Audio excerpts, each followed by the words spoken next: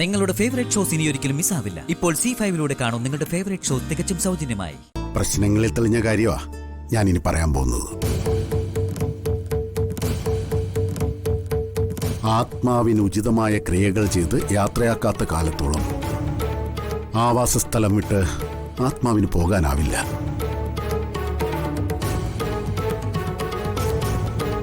പക്ഷേ ഇവിടെ പരേതാത്മാവ് തറവാടിന് ഒരു രക്ഷാകവചമായി നിലയുറപ്പിച്ചിരിക്കുന്നു.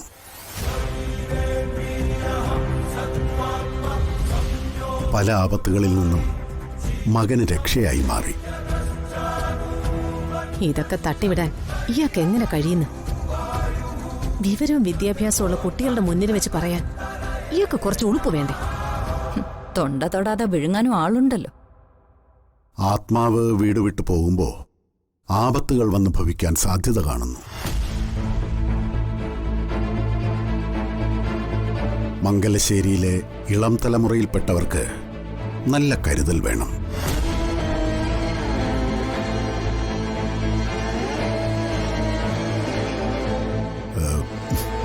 ജീവാപായം വരെ സംഭവിക്കാം. കുട്ടി ഈ വീട്ടിലെ അംഗമല്ലെന്ന് എനിക്കറിയാം.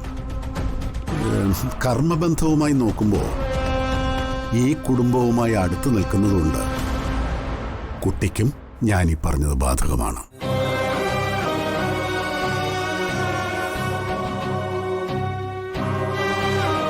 കുട്ടി മരണം മുന്നിൽ കണ്ട നിമിഷങ്ങൾ വരെ ഉണ്ടായിട്ടുണ്ടല്ലേ?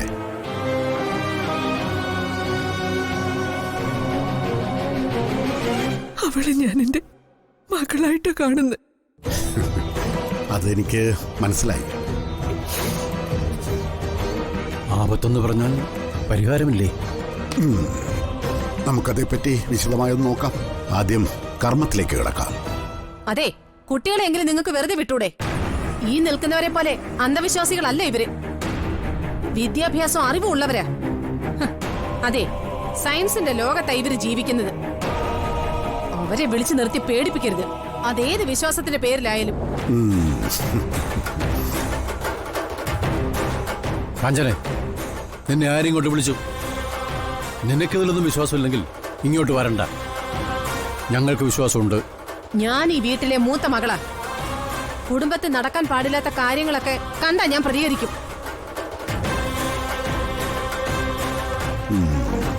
ഇയാളെ പണത്തിന് വേണ്ടി പറയുന്നതൊന്നും കേട്ടു നിൽക്കാൻ എന്നെ കിട്ടില്ല.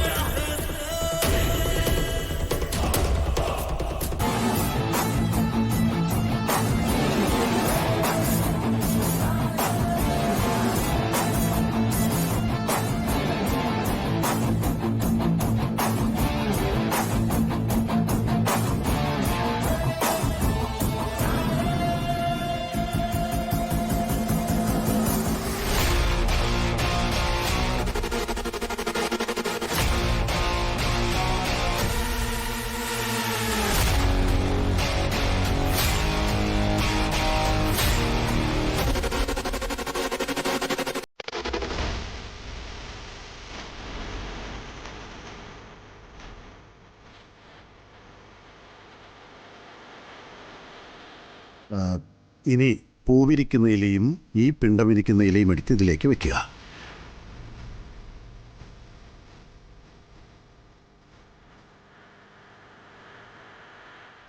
വെച്ചോളൂ.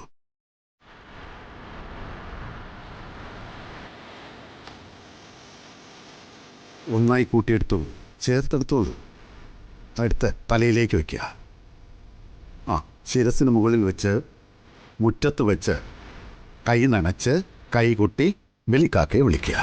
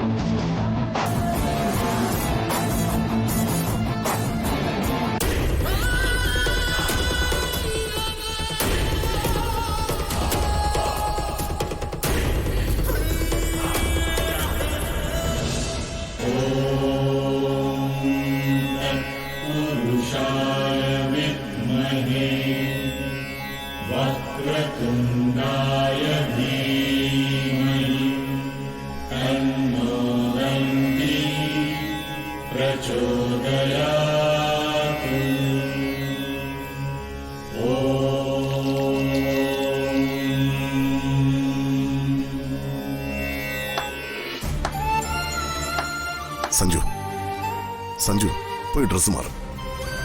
കാക്ക പിണ്ടം എടുത്തോളൂ. കാക്ക വരട്ടെ.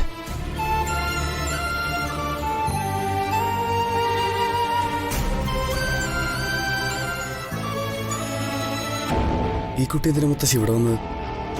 ഷെയർ വാങ്ങിച്ചല്ലേടാ സഞ്ജുവിനോട് നിങ്ങൾ സംസാരിക്കാനാവും. വാ.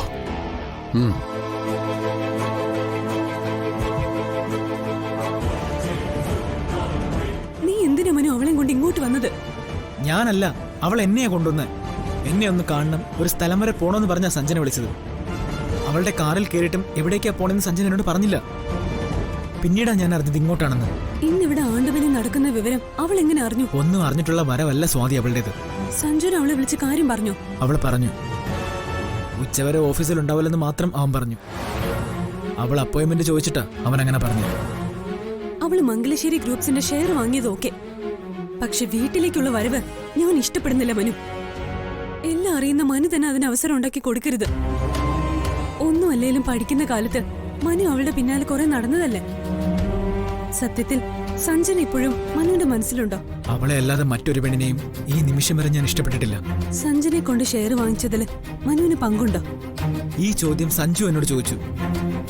സഞ്ജുവിനോട് ജീവൻ പോയാലും ഞാൻ കള്ളം പറയില്ല. സത്യത്തിൽ ആഗ്നേയ ഗ്രൂപ്പ്സിന്റെ ചെയർമാന്റെ മകളാണ് സഞ്ജനെന്ന് എനിക്കറിയില്ലായിരുന്നു. അന്ന് ഫംഗ്ഷൻ വെച്ച് അവൾ പറയുമ്പോഴാ ഞാനത് അറിയുന്നത്. സഞ്ജനയോട് ഞാൻ ഒരു നീരസവും കാണിക്കില്ല. ഒന്ന് ഞാൻ പറയാൻ മനു, സഞ്ജുവിനോടുള്ള ആ പഴയ വൺ വേ ട്രാഫിക് പ്രണയവുമായിട്ടാണ് അവള് വീണ്ടും അവതരിച്ചിരിക്കുന്നതെങ്കിൽ മനു തന്നെ അവളെ പറഞ്ഞു മനസ്സിലാക്കി തിരിച്ചയക്കണം. ഉടനെ തന്നെ എന്റെ സഞ്ജുന്റെ വിവാഹം ഉണ്ടാവും. അച്ഛൻ ലീവിന് വരാൻ പോവാ.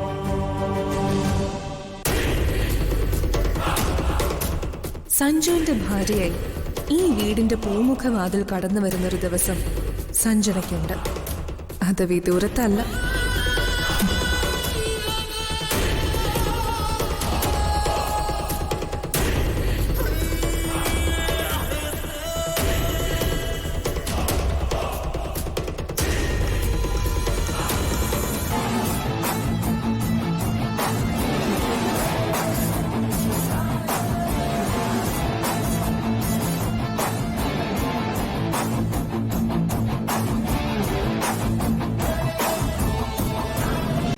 ഡൗൺലോഡ് ചെയ്യൂ C5 ആപ്പ്. കാണൂ എല്ലാ എപ്പിസോഡുകളും സൗജന്യമായി.